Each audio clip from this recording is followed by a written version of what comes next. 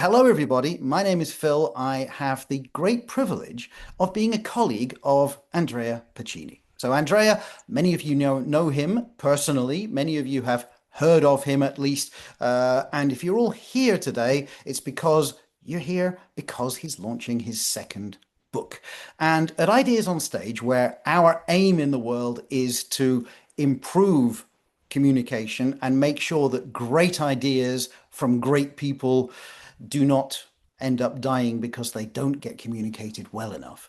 So, one of the main things is to help great people to communicate in a great way. And we've been doing this for 16 years. Andrea's been with us for half of that journey now, and probably the best half of that journey. And it's been so much better because he's been with us. And we've basically given birth to a number of babies. And I like to think that writing a book is almost like a baby. It's now our third. So I wrote my book several years ago. So Andrea and I have that in common. He wrote Confident Presenter a couple of years back, which also became a bestseller, which is wonderful. And if you want to know how to make a presentation, how to build a presentation, well, those books will do the job.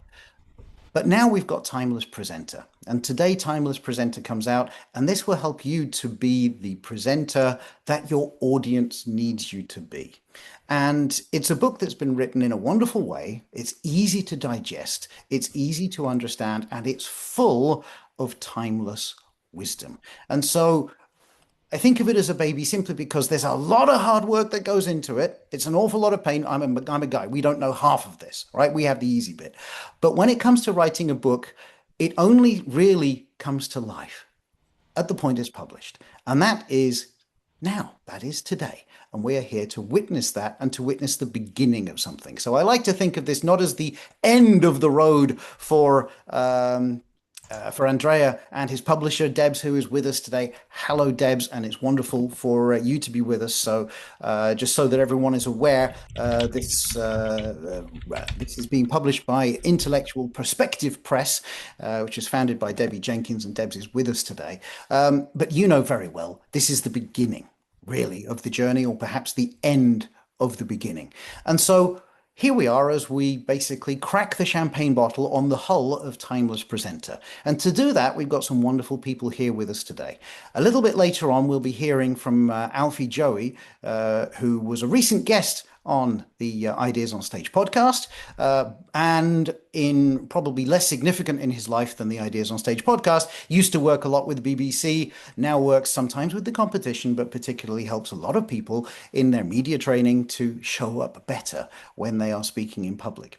But we also have a couple of wonderful people that Andrea had the privilege to work with in the recent past. So without going on for a long time now, I'd like to hand over to the first of these, and that will be Sarah. So Sarah Farmer is a multi-award winning executive coach. She is the author of a wonderful book, which is called Leader Unleashed, a very powerful keynote speaker in her own right. And so no pressure there, Sarah, but we'd love to hear from you. You've had a chance to have a look at Timeless Presenter already before the launch. We'd love to hear why you're here and why you think that this is such an important book. Over to you. Right. Okay. Well, hi, everybody, and thank you for inviting me, Andrea, and the lovely introduction as well.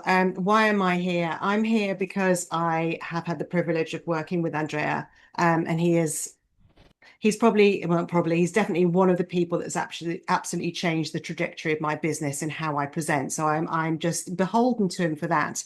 And when he asked me to have a look at the book and do a bit of a pre-read, of course I said yes, because I wanted to see what else I could get my mitts on to use when presenting. And what I realized very quickly was that it is not a book that you sit down with and read like a book.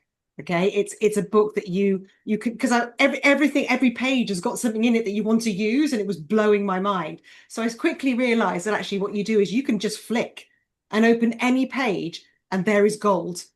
And I love it. And this I started to write all the bits that I was capturing to keep them in one place, and I have reams and reams. And I think, why am I doing that? It's all in the book, and just keep going back to it. That's what it's for. But things that are just, maybe they're blindingly obvious to us, but we don't think about them because we're not presenting all the time. And one of the things that really it strikes a chord with me is this: to remember that we are there for people, We are there to serve them and to give a message that they may not have heard and they definitely might need at some stage, and not to be scared of that. So I find that very helpful in my coaching with my clients as well, who often suffer with imposter syndrome, because that's the area that I specialize in. But I can highly recommend it. If you loved Andrea's first book, which was brilliant, you will absolutely love this. And it's something that you need to keep by your desk. And when you're going to do a presentation, I would flick open to 3 pages, pick 3 things, and just check you've done those for that one and keep learning. It's brilliant. Sarah, thank you so much. You're welcome. That was fantastic. That was also even shorter than you said it was going to be, which is quite remarkable. But this is one of those tips that you will see in the book. And there are, I don't know, Andrea, if you actually memorized how many there are, but I did. I counted them. I read them all. There are 278 tips like this within the book.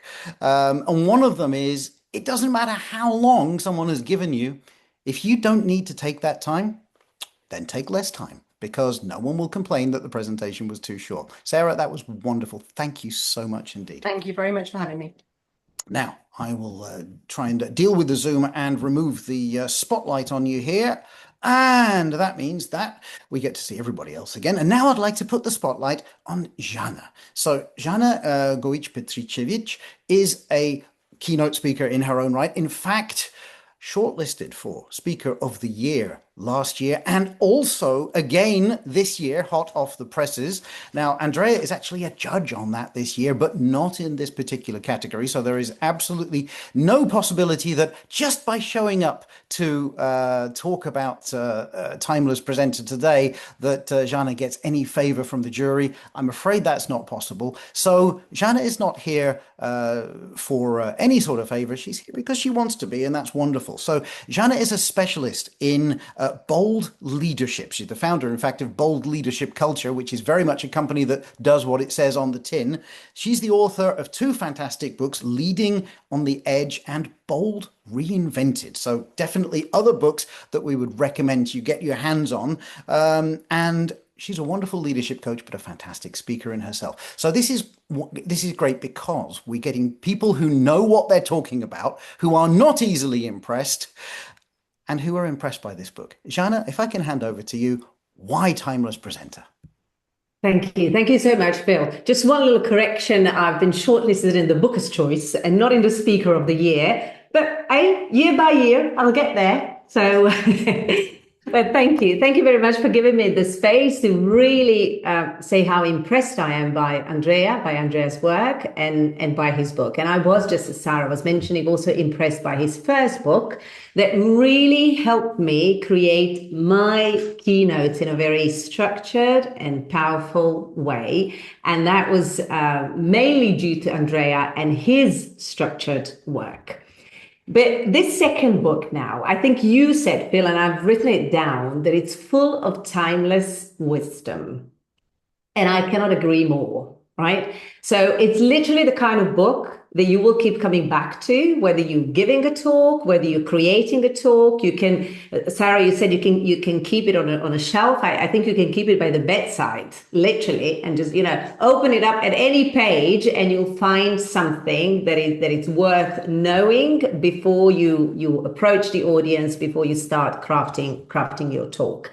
But to be a little bit specific, I want to actually point out 3 elements that I found in the book that were really powerful for me. And for me, they align super well with who Andrea is and how he works, right, as a presentation coach.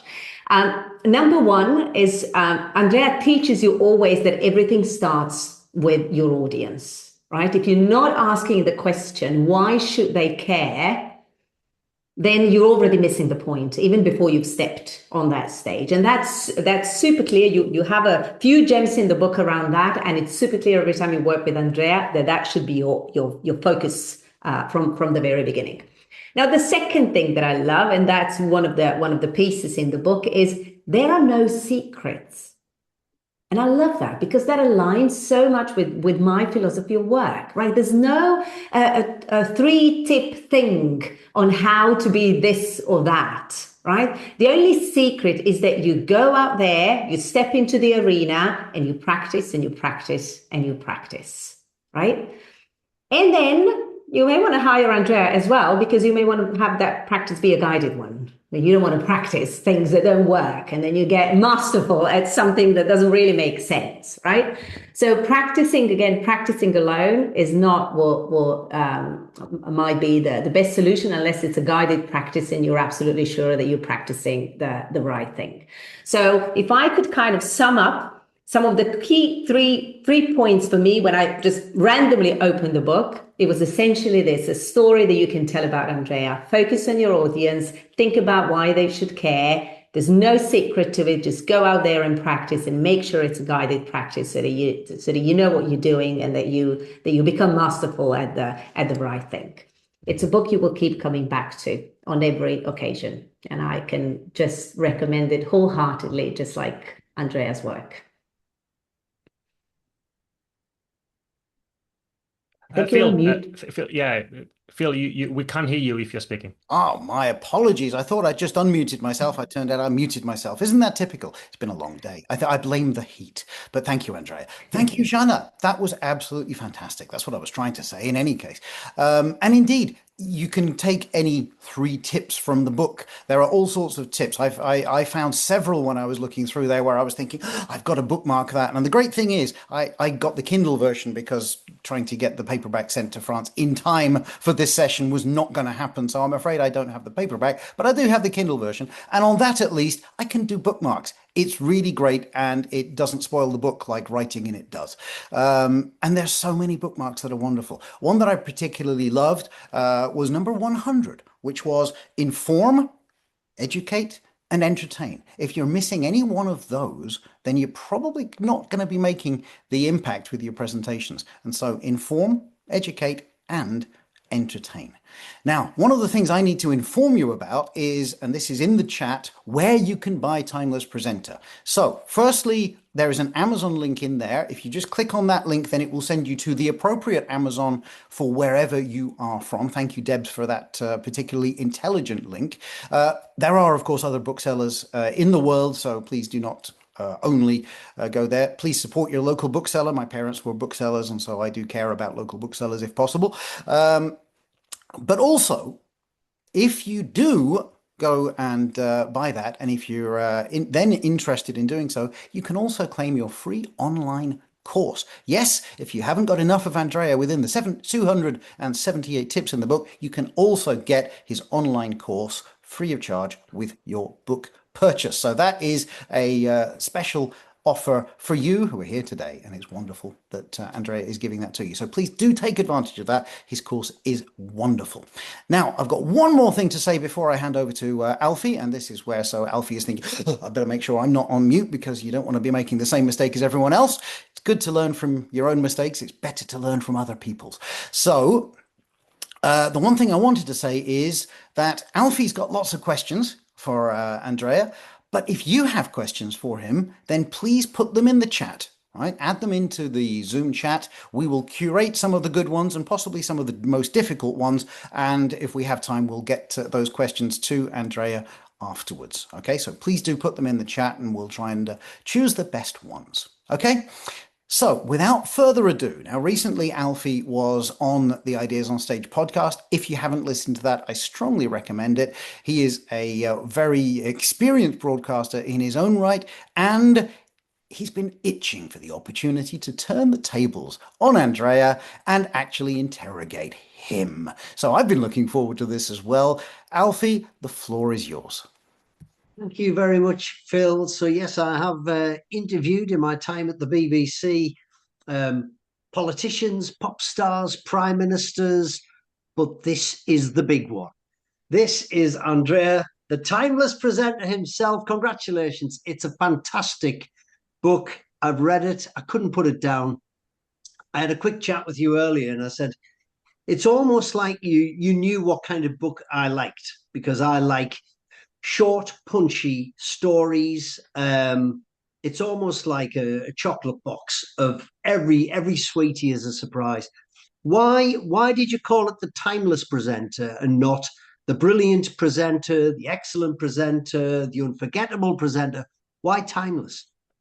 I called it timeless presenter because in those 278 reflections, I tried to distill the principles of communication that worked thousands of years ago, that they still work today, and that will continue to work in the future as well.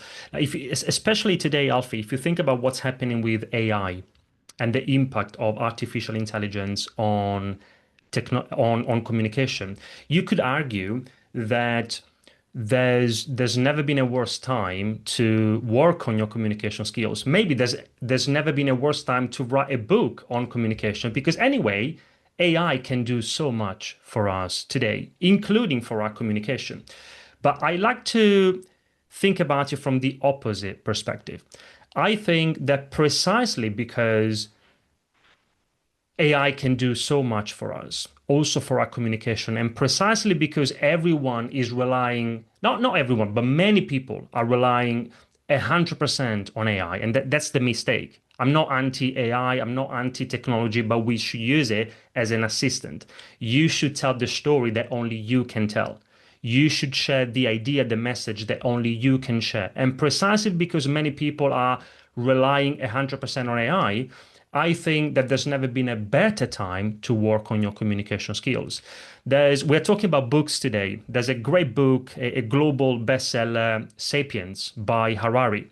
Yeah. And in that book, he says that the reason why, as humans, sapiens, at some point we started to dominate the world is because it's not because we have any particular skill that our predecessors didn't have.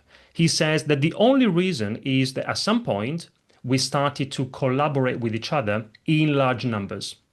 And the only way for us to be able to do that is to communicate with each other, to share stories with each other. So if you think about it, communication is at the very core of what it even means to be human. So again, timeless presenter, timeless principles of communication that worked in the past, still work today, and they will continue to work in the future, regardless of technology.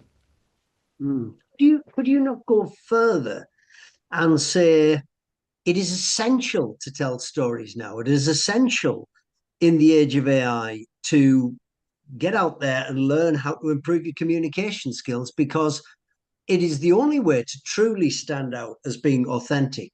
The big word at the minute. Yeah, exactly. Today, again, because so many people are giving AI the lead role, then yes, you have a massive opportunity to stand out. Now, if you tell the story that only you can tell, if you share the message, the idea that only you can share, then of course, at that point, if you want to use AI to help you shape the story, shape the message, shape the idea in a more effective way, go ahead. Again, I'm not against it, but it's your story, it's your idea, it's your message, and that's the difference. We want to use AI as an assistant, as an aid. You are the presentation, not ChatGPT. You are, in the same way, a few years ago, we always said, you are the presentation, not your slides. You are the presentation, not your PowerPoint. Today, same thing. You are the presentation, not AI. Love that. And I know that Phil's mopping up any questions that I miss, but just to throw some of these in at real time, because I can see them. For my NYU Business Communications grad students, Confident Presenter has been required reading for several semesters. Should we switch to Timeless Presenter? Of course you should, is the answer. But also, do they work together? And just a supplementary question from me on this, was Timeless Presenter a tough second album, or was it easier than writing Confident Presenter? It was... I don't know if it was easier or harder. Perhaps the first book, because of the nature of it, it's the first book, you know nothing about what it takes to write a book, to publish a book. So that was hard. The good thing here was that it's the second time. Phil was saying it's a bit like having a baby with your. I just have one, but I imagine that if I had two, then at least I would know. I would have some ideas, and that's what happened with my second book. Also with Timeless Presenter, for me it was a bit easier in that Jana was talking about one of the benefits of her maybe working with me or reading Confident Presenter was the structure. It gives you a step-by-step process for creating a clear and engaging structure for your talks, for your presentations. In this book, actually, and you've heard it already, there is no structure. The structure is very simple, a quick introduction, 278 short reflections. It takes you 30 seconds to read each reflection and then just a very short conclusion. So from that perspective, it was easier. But again, this has been the work of a couple of years because it all started with just short reflections on LinkedIn. And then at some point I said, okay, maybe I've been writing some of these reflections now, maybe just the idea, okay, this could become a book. You've just answered Fiona's question. What differentiates your first book from the second book? If on that point, because Fiona asked, just to be more precise, my first book, which is similar to Business Presentation Revolution from Phil, both books give you a step-by-step process, a method for you to become the best presenter you can be. This one doesn't give you a method. It doesn't give you a step-by-step process. Again, it's just a collection of reflections on the timeless principles of communication. As Sarah mentioned, you don't even have to, and I wouldn't recommend it either, to just read in one go. You read one reflection today, another reflection tomorrow. But I think there's power in that because if you learn something new or different today, and then you learn something new tomorrow, and then you learn something new the day after. If you do it for almost 300 days, there's a lot of new things, new principles, new techniques that you can apply in your own communication, in your own presentations. And there are themes that come back and come back in waves. And also, I found it quite interesting that your sources come in waves as well. Sometimes you refer to actors or performers. I was very interested in your use of transferable skills from the world of sport. Tell me about what ignites you about sport that works in the world of being a timeless presenter. I used several sports analogies and examples just because I'm a sports fan, I'm a football fan in particular, but sports in general. And it goes back to what Jana mentioned, the importance of practice. If you think about football players or athletes, I'm not a fan of natural talent. People think, Alfie, that for me, it's a myth. Now, of course, we start at different levels, and this is something that we can learn from sports as well. We all start at different levels. For some of the people here, presenting may come a little bit more naturally than others. So that's one of your strengths. You should build on that strength.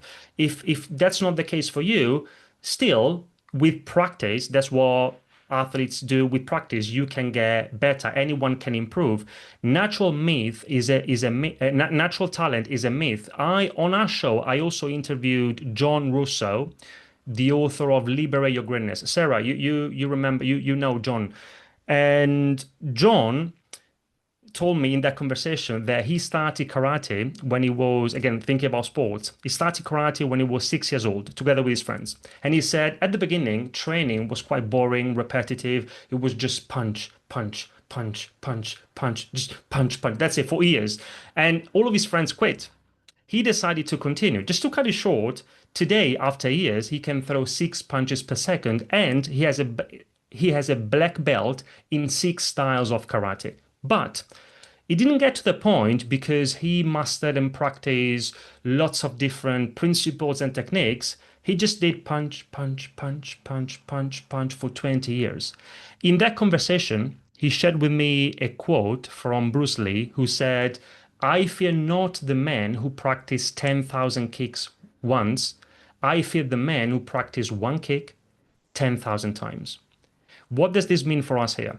That if you think about the timeless principles of communication that you need to practice, that you need to master, you don't need to practice 10,000 principles.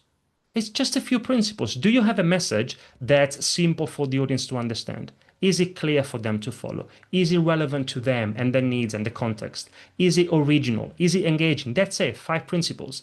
That's your equivalent of that one kick, but then you need to practice those principles, just very few principles, thousands of times. And that's what athletes do. Your journey to becoming the best presenter you can be is a journey of 1,000 presentations. I'm desperate to challenge you because that's my job. But I keep finding myself agreeing with so much of what you say, a lot of what you believe in. You don't have to challenge me. I know that. I know that. But the book I'm reminded of when it comes to craft and skill and the myth of talent, I think the subtitle is Myth of Talent, is the Matthew Syed book, Bounce, which is fantastic and covers a lot of this. I don't know if you get this, but do you have people say to you, but I'm just not natural. I'm not like David Letterman or Stephen Colbert, or I'm not like a news presenter, or I just don't have that magic. What do you say to that? I'm not a natural presenter either. And I don't want to take me as an example, but sometimes people tell me that they give me good feedback with my presentations, with my workshops. It's not that I'm a better speaker than most people. I just prepare more than many people. People need to and this is true, Alfie, both for those who we can describe them in the way that you've described them, but also for those who think they are not like, for them it comes more naturally. Speaking comes more naturally to them. They think, oh, maybe I can wing it anyway. I'm a good speaker. I don't have to practice. What we need to understand is that people practice not because they are bad. People practice, of course, if it doesn't come naturally to you, definitely you want to practice, but people practice also because they are good. If you're a good speaker, good speakers practice because they want to keep being good. Jana was talking about the importance of, and also Sarah, serving the audience. You want to keep serving the audience in the most effective way. Talking about practice, Alfie, I grew up in Italy listening to Queen. That was my favorite band, Freddie Mercury. And there's a YouTube video that you can still find for the Freddie Mercury tribute. You can see Queen and George Michael rehearsing "Somebody to Love," which is a fantastic song. And then you can also see the actual performance. And the actual performance still gives me goosebumps. It's amazing. But that performance is so good, not because we are talking about Queen and George Michael. It was so good because despite the fact that they were Queen and George Michael, they rehearsed with so much care, with so much intention. And that's what we need to do too. Absolutely. And something Jana said as well that she picked up was about not just practice, guided practice. Where do you go for guided practice? And just share anything from the book you remember about guided practice. I'll give you two examples. Myself, for example, last year, I hired a public speaking coach for myself. So I'm a presentation coach. I've been doing it for 4 years, and I intentionally chose to work with someone outside because I could have worked with Phil, for example, but I chose to work with someone who could give me an external perspective. So that was one thing. Also, I'll give you another example from Phil. Now, Phil Wakenell gave a TEDx talk a few years ago. Phil, if I remember well, the title is "The Three Magic Ingredients of Powerful Presentation," something along those lines. Remind us, Phil. Amazing presentations. 3 magic ingredients of amazing presentation. Yeah. Now, that TEDx talk has been viewed almost 2 million times. Very successful talk. Now, Phil, he's been doing this for 16 years now. He's been working as a public speaking coach. In our company, over the last 16 years, we've coached over 500 TEDx speakers. Still, for that particular talk, he made the same decision. He decided to work with a presentation coach.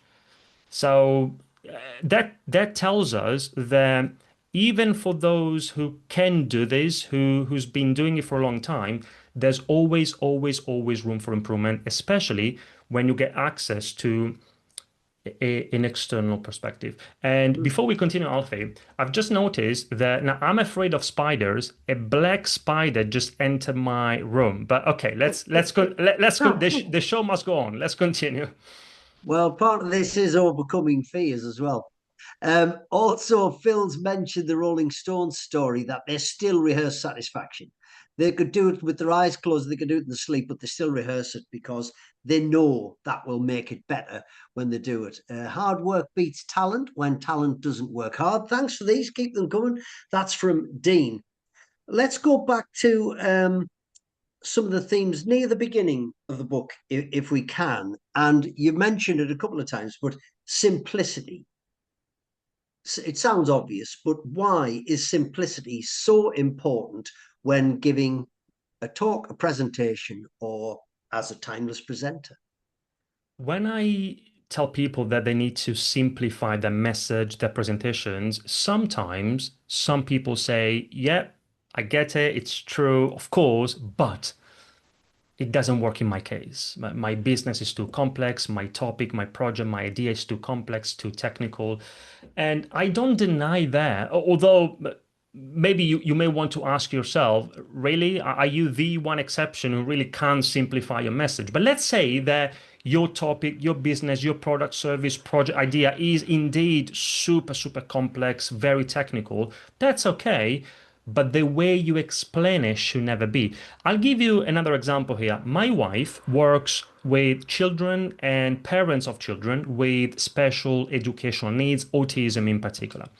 And once she showed me a report written by an expert, and in that report there was a line where the expert wanted to offer a communication strategy for these parents. And the line was something like, alternative augmentative communication with predominantly receptive images. Alternative augmentative communication with predominantly receptive images. And even my wife, she's an expert in her field. Yeah. It took her 30 minutes to try and understand what I meant. And she told me maybe what I mean is that these parents, they should use pictures when communicating with a child to help them understand. Now, if I tell you, use pictures to help your son understand, that's much more effective than the previous version. Also, I'm thinking about books. I published my first book, this one with Debbie Jenkins, The Confident Presenter. I published it with Rethink, Lucy McCarraher. In her book, Book Builder, she has a chapter, and the title that chapter still stays with me. The title is Be Kind to Your Readers. She says, for example, that if you can explain something in a couple of minutes, and Phil mentioned something similar at the beginning, if you can explain the same idea in 20 minutes, often the 2-minute version is going to work better in communication. Shorter, simpler, more concise. Sometimes even with your choice of words. Alfie, for example, you don't say inflated spherical object. You say ball. Now, often in our business communication, in our business presentations, we use language which is we're not aware of it, but we use language which is the equivalent of inflated spherical object. Just say ball. The reason why people use complex language is because they think that if they do that, then they sound smarter, more credible. The opposite is true. If you think about people who you consider smart and credible, what they do is the opposite. They replace complex language with simple language, simple words, simple sentences. And this is not about oversimplifying your ideas. It's not about dumbing it down. It's just about finding and using language that everyone in your particular audience, of course, it depends on who you have in front of you, can understand. I love that. Just to add to it, thank you, Sarah, who says simplicity was one of the biggest changes for me when working with Andrea. I massively overfilled my keynote. The reason behind this was interesting to uncover. Suzanne sent a good one in, which I was going to come to anyway, but we'll come to it now, which is she had an incident when she was given a presentation and the screen went blank, the tech disappeared. You've got some fantastic stories in the book about what to do when it goes wrong. What to do when it goes wrong? We were talking about Queen. Another famous song is The Show Must Go On. That's what we need to do. The show must go on. I'm a big fan, as you've heard by now, I'm a big fan of preparation, rehearsing. You want to be as prepared as possible. But you also need to accept the fact that sometimes things do go wrong. And it could be many things. Maybe you want to show a slide and the projector fails. Maybe you want to show a video and you can't do it. Maybe there is a question from the audience or a particular kind of interaction with the audience that you didn't expect. It doesn't matter. The show must go on. Alfie, one of the things you do is you're also a stand-up comedian. And I know, for example, that at least in some parts of in some approaches of stand-up comedy and improv as well, there's the yes and approach. Like those who do improv theater, it's yes and whatever comes to you, you need to say yes and then you build on it. You need to accept the fact that yes, you want to be prepared, but then you need to embrace what happens. The show must go on, and you can only do that if you are prepared. Again, we go back to preparation. I'll give you one practical tip here, which is just an example of things that could go wrong. Sometimes one of the things that can go wrong is that you just lose your train of thought. You just don't remember what you were planning to say. And I've learned this from Matt Abrahams. He says that instead of doing what many people do, which is thinking about what you were planning to say, but if you know it, you would say it doesn't work. You need to, it's counterintuitive, but you need to do the opposite. Think about what you've just said instead. You could also repeat what you've just said. Repetition can be good in communication. And if you do that, it's no guarantee, but it's going to be more likely that your brain will make the connection between what you've just said and the thing that you wanted to say next. But in general, be prepared and then yes and embrace it. Whatever happens, the show must go on. And Phil's mentioned the Adele story, which is get the book, read the book for that story. It's brilliant where the tech collapses, but she carries the show on because she's a professional. And I bet that show was more memorable than many other Adele shows for the people who were there because they had that story to tell. A question for Andrea: is it really possible to produce a one-word pitch for the overly verbose? That's from Sarah, asking for a friend, she says. She's mentioning one word pitch because it's one of the reflections in the book when Maurice Sachi, the founder of Sachi and Sachi, the ad agency, recommended people to try and summarize what you are about, your business, your project, your idea in just one word. And he says, in a world of short attention spans, what really cuts through the noise is just one word. If you think about Google, the word would be search. And there are many other examples. Now, it's just, you don't have to summarize your talk, your presentation in one word. That was just an example. But the way we can apply this in our space when it comes to public speaking is definitely you want to summarize it in just one big idea. Any presentation should be based on one big idea. It doesn't mean that that's the only thing you communicate, but it should be based on that one big idea. I'll give you another example, Alfie. On the show, on the podcast, we interviewed Dan Pink, the author of To Sell Is Human, many other great books. And he told me that when he was at law school, one of his professors always pushed him and his classmates to understand the 1% that mattered most in any topic. And that professor told them that if you understand the 1% and if you can explain it clearly, then you understand the subject. But you have to understand the 1%. The reason why this is important to everyone here is because your audience will remember one thing. To answer Sarah's question, it doesn't have to be one word, but it will be one idea. A couple of days after your presentation, if it goes well, your audience will forget 90% of the information you shared. So you have to be very clear, first of all, for yourself about what's my 1%, what's the key idea behind this presentation. If you don't have that clarity for yourself, you can't expect the audience to have it for you. Let's talk about something you and I have talked about before at length about listening to someone you're interviewing, listening to the audience, and empathy. Just share some thoughts on that because I know it's quite important in the book. Empathy is one, empathy for the audience. Again, Jana, Sarah mentioned it at the begining. We always need to, that's the first thing is starting with the audience, and then we go backwards. We need to understand as much as possible about who we have in front of us for us to be able to share a message that works for them, that resonates with them. That's empathy. That's the kind of empathy I talk about in the book.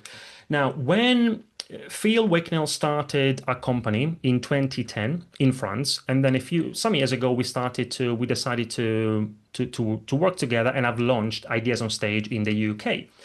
And when I did that, I wanted to do it right, and I wanted to learn also from a business perspective. So I decided to attend a business accelerator, and it was a 1-year program, very useful. And I still remember on day one, at the end of day one, they gave us some homework, and they gave us an exercise that we had to complete. We had 1 month to complete it before the second session. And it was the exercise was called Radical Empathy. And the idea was to write down 99 problems of your ideal client. Not 1, not 2, not 5, not 10, 90. It had to be a list of 99 problems. But you didn't have to write down what you thought your ideal client might be struggling with, what they might need, what the challenges were. No, that's why they gave us 1 month. They wanted us to have hundreds of conversations with actual clients or potential clients to understand exactly their perspective. And the idea in business is that then when you prepare an offer, when you build a product or service, then it's going to be more likely that your product or service speaks to those particular needs and challenges. And the same is true in communication. Again, empathy, the idea of trying to understand the audience as much as possible. I'll give you one other example, Alfie. And this is very much connected to one of the biggest problems in communication, which is the curse of knowledge. I've learned this example. I'm borrowing from another great book, Made to Stick by the Heath brothers. In that book, they give this example where a psychology student, I think it was at Stanford, if I remember well, asked 2 groups of people to play a game. 2 groups, tappers and listeners. If you were a tapper, you had to tap out rhythms to famous songs on a table. So think about famous songs, but instead of singing them, you just had to tap out the rhythm. That's it. If you were a listener, you had to try and guess the song. That's it. Before the experiment started, the student asked the tappers to estimate how many songs they thought that the listeners would have guessed. And they said, okay, we think it will be 50%. Now, in reality, it was very different. It was 2.5%. 2.5 versus 50%. Massive difference. Why? Because if you are a tapper, you have knowledge that the listeners don't have. If you're a tapper, you have the songs in your head. So you find it very hard to understand why they can't guess. Come on, it's happy birthday to you. That's now. If you're a listener, you don't have that knowledge. You don't have the songs in your head. So you do find it very hard. And this is the number one problem in communication, the curse of knowledge. Once we know something, we find it hard to imagine what it means not knowing what we know. Empathy. We find it hard to put ourselves in the audience's shoes. And you see this challenge in so many different contexts. You see it between people like you, for example, Alfie, interviewers and the guests. If there is no listening, if there is no empathy, you see it between writers and readers. You see it between politicians and voters. You see it between salespeople and their clients, their potential clients, and also between speakers and their audiences. And it's very easy to fall into this trap unless you learn, you practice, and you master the timeless principles of communication. Just to counter that slightly, is that a challenge? Are you going to challenge me now? It's a question I don't know the answer to, and I wonder what I've thought about this a lot. And I think it can be both, but I think it was the comedian Bill Hicks said you should play to the highest intelligence of the room. And I think I get why he says that, because he's saying don't dumb down. But then, by the other hand, I think sometimes you should be inclusive and include everyone. But if I read Charles Dickens and some of it's not comprehensible, then I have fun trying to work out what it is or looking it up. So where do you stand on playing for everyone and being true to you. I stand on your approach. I would go for the, I don't know if it's the correct term in English, but the lowest common denominator, Yeah, which is yeah. not about, again, it's not about dumbing it down. Even if you do that, if you, Being inclusive. yeah, you're being inclusive, and the other people will appreciate, the people who have more knowledge anyway about your topic, they will appreciate you anyway. I'll give you another quick example here. And this is just about the language you use, but it's not just the language. It's in general the way you explain your ideas. But if you think about your language, if you take the introduction of the Steve Jobs, the introduction of Steve Jobs' keynote when he launched the very first iPhone, the first 1,000 words. If you upload them onto a tool like Grammarly or the Hemingway app, those tools give you suggestions for improving your writing, but also they give you a grade, a number. And that grade tells you how old someone needs to be for them to be able to understand what you wrote or what you said. If you do the exercise with the introduction of that presentation, which by the way, we are talking about a business presentation, launching a new product, new technology, also talking about technical features of the product, it returns a grade of 8 to 9 years old. Believe it or not, an 8-year-old watches that presentation, at least the introduction, and they will be able to understand what Steve Jobs was talking about. In a similar way, Amazon, now the name very famous, Jeff Bezos. Amazon, Oh, when he yeah. was the CEO of Amazon for more than 20 years as the CEO, he had to write a letter for the shareholders of the company. And if you do the same exercise, 70% of the letters return a grade of 13 to 15 years old. Now, again, we are talking about letters that the CEO of a company like Amazon shares with the shareholders of the company, talking about product launches, business strategies, technical challenges. You see, your ideas we go back to what we said at the beginning, simplicity. Your ideas may be complex, they may be technical, but the way you explain them should never be. Brilliant answer, by the way. And the 5-star reviews are coming in, ladies and gentlemen. There they are. That's great. Do them now, by the way. Do them now if you can.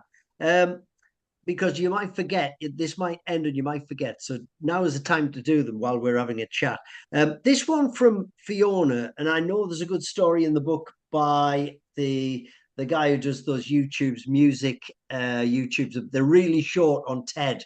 They're really short. They're about 3-minute TED Talks. She says, if we only remember a tiny bit, why aren't all presentations 3 to 5 minutes long? And I partly agree with that. I think you're referring to, in the book, I talk about Derek Sivers, a very unconventional entrepreneur. That's it. Yeah. And he gave 3 TED Talks, TEDx or TED, I don't remember. And each of them is shorter than 3 minutes. And he did it on purpose. And if you think, again, we've worked with over 500 TEDx speakers. And when you're given the opportunity to give a TEDx talk, many people feel some pressure. Sarah is an expert here at imposter syndrome. We have those imposter feelings as well. One of the reasons in that particular context is not the only one, but one of the reasons is that if they give you 18 minutes, 15 minutes, 10 minutes, whatever, you need to respect. It doesn't matter who you are.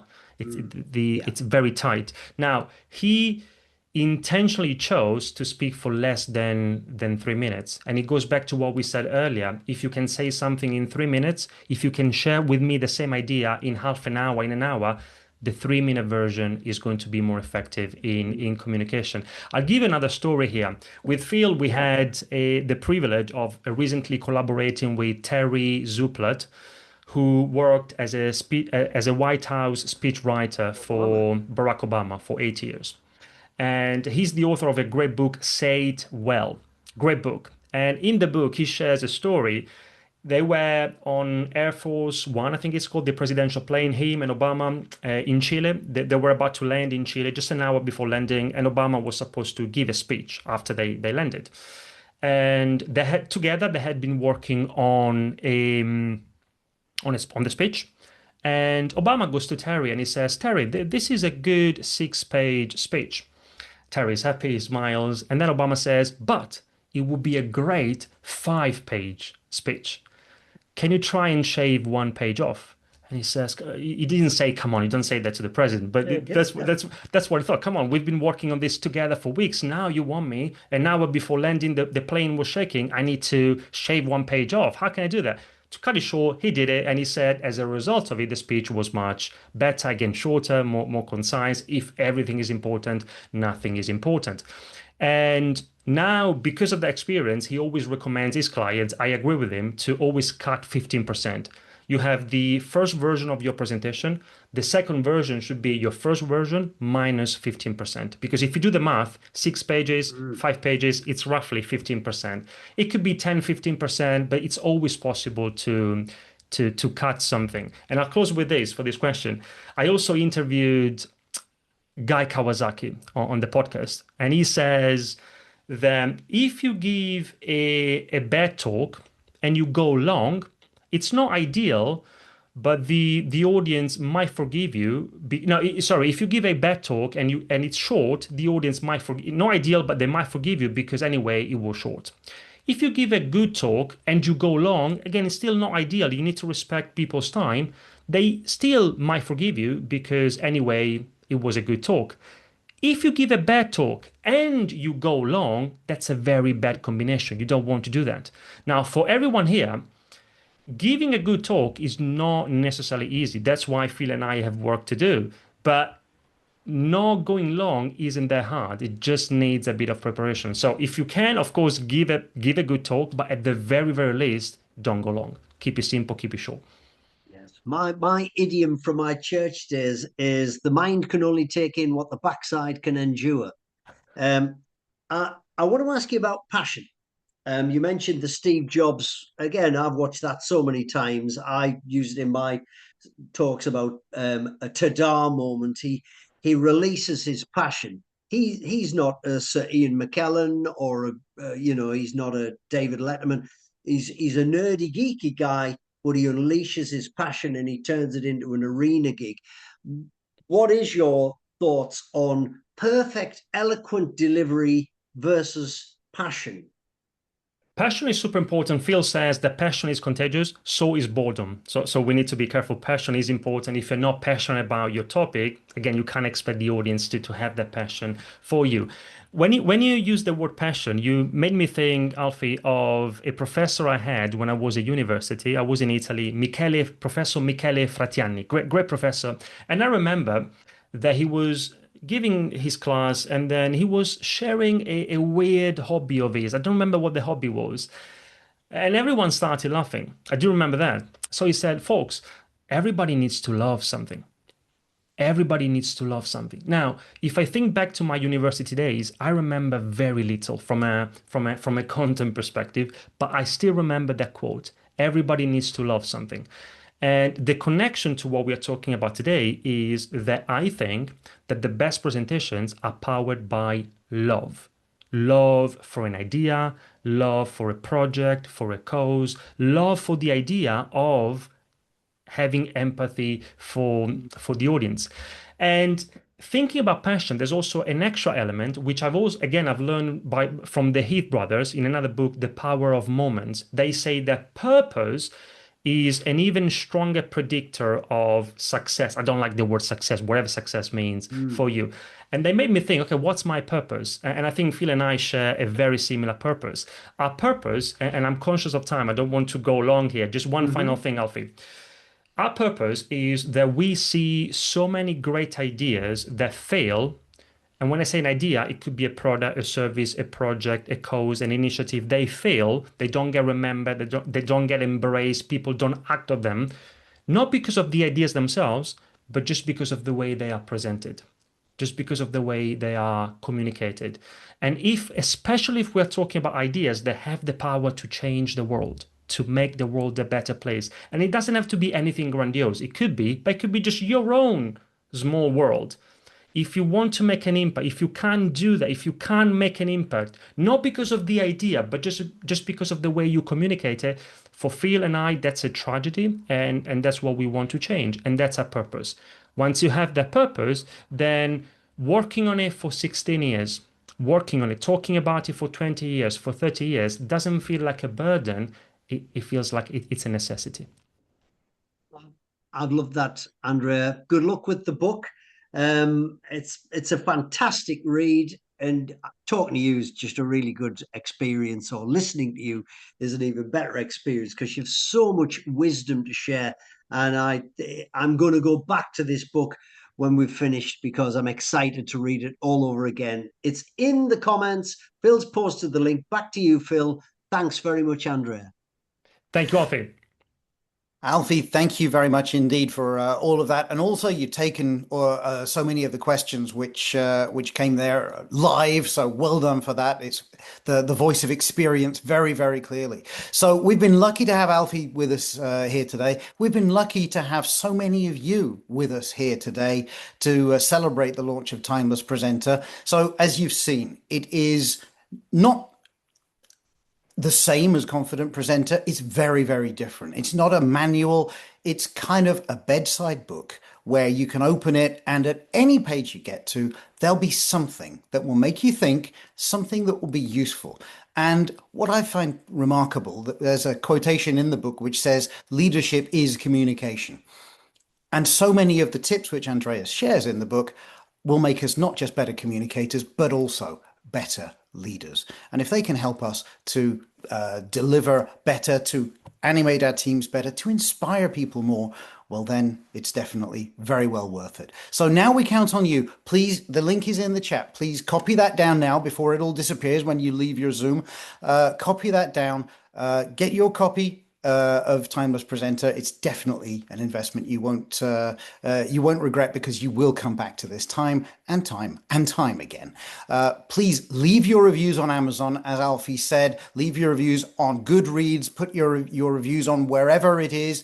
Talk to your local booksellers. Get them to put it in the window, because Timeless Presenter, if it helps you, maybe it can help someone else as well. So think of the people around you who also need to get their ideas across and who could benefit from some timeless wisdom.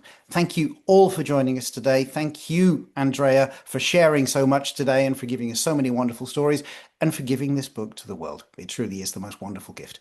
Thank you, everyone. Have a lovely day.